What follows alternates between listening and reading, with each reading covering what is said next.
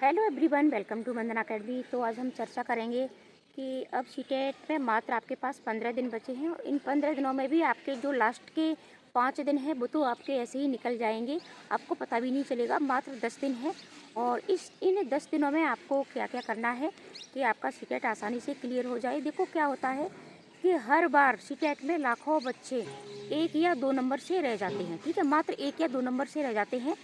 और जो बच्चे 1 या 2 नंबर से रहते हैं, सोचिए उनको कितना दुख होता होगा और ये संख्या लाखों में होती है।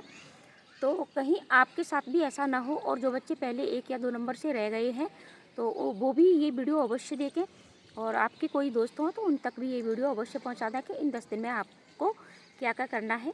और ये सारी गलतियां मैंने भी की थी पहली बार में, मेरा भी सीटेट असफल हुआ था, ठीक है। तो फिर मैंने क्या क्या चीज़ें फॉलो की, तो ये सारी चीज़ें आपको भी करनी है।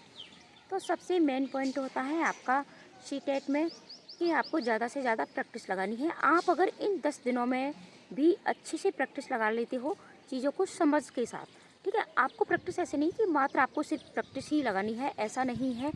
आपको चीज़ों को समझ के साथ प्रैक्टिस लगानी है और इसके लिए आपको पेडागोजी अवश्य आनी चाहिए।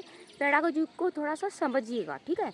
और जब भी आप प्रश्न सॉल्व करें तो अच्छे से उनको समझिएगा कि प्रश्न में अगर निगेटिव पॉइंट पूछा गया है तो निगेटिव ये वाला क्यों है, बाकी के 3 पॉजिटिव हैं तो क्यों है, ठीक है। और अगर आपसे पॉजिटिव पूछा गया है तो बाकी के 3 आपके निगेटिव क्यों है। और इस तरीके से आप यानी उनको समझ के साथ थोड़ा प्रैक्टिस लगाइएगा, अच्छे से प्रैक्टिस लगाइएगा। और प्रैक्टिस के साथ साथ सभी विषयों के आप टैग वर्ड से एक बार अवश्य देखें और जो भी आपके महत्वपूर्ण टॉपिक है उनका रिवीजन अवश्य करें। देखो सिलेबस अगर आपने अभी तक अपना नहीं देखा है तो एक बार सिलेबस अपना अवश्य देखें कि आपका सिलेबस में पूछा क्या जाता है। और सिलेबस की बात करें तो सिर्फ सीडीपी का ही सिलेबस आपको सबसे मेन होता है, क्योंकि भाषा में तो आपके गद्यांश और पद्यांश छाटने के लिए आते हैं और बाकी की 15 नंबर की आपकी पेडागोजी आती है, ठीक है। तो आपको इसके लिए आप क्या कर सकते हो, इसके लिए आप मैराथन क्लास भी देख सकते हो, ठीक है, हिमांशी सिंह की। एक बार आप अवश्य देख लें मैराथन, ठीक है। और थोड़ा फास्ट वीडियो करके आप उसमें मैराथन देखें, आपका समय भी बचेगा और इससे आपका फुल रिवीजन भी हो जाएगा। उससे आपको ये पता लगेगा कि आपके टॉपिक कौन कौन से मतलब सीडीपी में पूछे जाते हैं, ठीक है। मैराथन से आपको ये पता चलेगा कि कौन कौन से पूछे जा सकते हैं और जिसकी भी मैराथन आपको अच्छी लगे आप वही देखें। आपकी सर की देख सकते हैं, सचिन चौधरी की देख सकते हैं, हिमांशी सिंह की देख सकते हैं, जो भी आपको अच्छी लगे, ठीक है। सभी टीचर अच्छे होते हैं, सभी चैनल अच्छे होते हैं, जिसकी आपको समझ में आए उसकी मैराथन आप एक बार सीडीपी की मैराथन आप अवश्य देखें, ठीक है। बाकी की आप नहीं देखना चाहें तो ना देखें, लेकिन सीडीपी की मैराथन वहाँ से आपके सारे टॉपिक क्लियर हो जाएंगे। आपको ये भी पता चल जाएगा कि आपके कौन कौन से टॉपिक कंप्लीट है, कौन से नहीं है। जो भी टॉपिक आपका कंप्लीट नहीं है सिलेबस में, ठीक है, आप उसको कंप्लीट करिएगा और जो भी महत्वपूर्ण टॉपिक हैं उन पर प्रैक्टिस आप अवश्य लगाएं, ठीक है। उन पर प्रैक्टिस आपको अवश्य लगानी है। साथ ही साथ अपनी भाषा पर थोड़ा सा ध्यान आप अवश्य दे लें, ठीक है। भाषा पर ध्यान आप अवश्य दे लें, क्योंकि भाषा में आपको सीधे सीधे चाहे आपका पेपर फर्स्ट हो चाहे पेपर सेकंड हो, दोनों यानी आपकी 2 भाषाएं पूछी जाती हैं और यहाँ से आपको 60 नंबर मिलते हैं और 60 में से आप 50 से 55 नंबर आसानी से ला सकते हो। और फिर अगर आपके इतने नंबर भाषा में आ जाते हैं तो बाकी के आपके मतलब सीटेट पास करना इतना कठिन नहीं होता है। और एग्ज़ाम हॉल में आपको क्या करना है, एग्ज़ाम हॉल में आपको जो भी आपका इजी सब्जेक्ट है, ठीक है, आपको सबसे पहले उससे ही लेना है और मैथ को आप सबसे बाद में रखें। लेकिन जो मैथ के स्टूडेंट हैं वो आप अपने हिसाब से कर सकते हो, पहले बाद में या फिर जब आप चाहें तो। लेकिन जो बच्चे मैथ के नहीं हैं, ठीक है, तो जो बच्चे मैथ के नहीं हैं उन लोगों को ये सबसे लास्ट में ही देखना है। जो आपका इजी है उसे सबसे पहले करिएगा।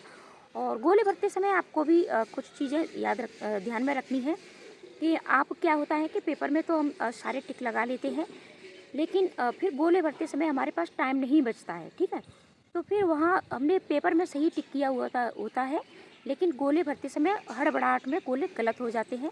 तो सबसे पहले हम जितने भी आपने गोले भर लिए हैं एक एक सब्जेक्ट के चुनिएगा। जैसे हमने सीडीपी के सबसे पहले गोले लगाए हैं, तो जितने भी आपने लगाए हैं, ठीक है, जो वाली सही है जो गलत है आप उनको छोड़ दीजिएगा। और जितने भी सही आपने लगाए हैं 10 हैं 15 हैं तो उनको OMR में अवश्य फिल करिएगा। उसके बाद दूसरे आप लगाइएगा फिर इस तरीके से। और OMR भरते समय आप यानी पेपर सॉल्व करते समय भी आपको यही ध्यान रखना है कि जो भी प्रश्न आपको सबसे पहले सही आ रहे हैं उनको करिएगा, जो भी डाउट वाले हैं उनको छोड़ दीजिए, उनको गोले करके आप उनको छोड़ दें, उनको आप दोबारा में देखें और फिर पूर्ण नेगेटिव और पॉजिटिव टैग वर्ड्स को समझते हुए आप उन प्रश्नों को सॉल्व करिए। वो प्रश्न भी आपके गलत नहीं होंगे और साथ ही साथ नेगेटिव मार्किंग आपकी नहीं होती है। कोई भी प्रश्न आपको छोड़ करके नहीं आना है, ठीक है, कोई भी प्रश्न आपको छोड़ करके नहीं आना है। और आपको अभी भी और परीक्षा हॉल में भी तनाव बिल्कुल भी नहीं लेना है कि हमने कुछ भी नहीं पढ़ा है, हमारा क्या होगा, अब हम फेल हो जाएंगे।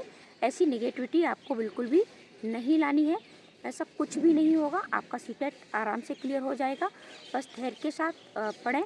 और अभी आपके पास मान के चलिए 10 से 15 दिन है, तो इन 10 से 15 दिन में आप जितनी ज़्यादा प्रैक्टिस कर सकते हो, ठीक है, उतनी ज़्यादा प्रैक्टिस करिएगा, चीज़ों को समझते हुए प्रैक्टिस करिएगा। तो ये सारी चीज़ें हैं, तो इन्हें आप अवश्य फॉलो करें। और ठीक है, EVS के लिए आप NCERT की बुक्स पढ़ सकते हो, जो भी आपके पास नोट्स हैं। वन लाइनर भी आपको EVS के दिए जा चुके हैं, तो आप उन्हें भी अवश्य देखें। SST के लिए भी आपको वन लाइनर मिलते हैं, तो आप वहाँ से पढ़िएगा। NCERT बुक्स अगर आप पढ़ सकते हो इस टाइम तो पढ़ लें, वरना नहीं तो टाइम नहीं है।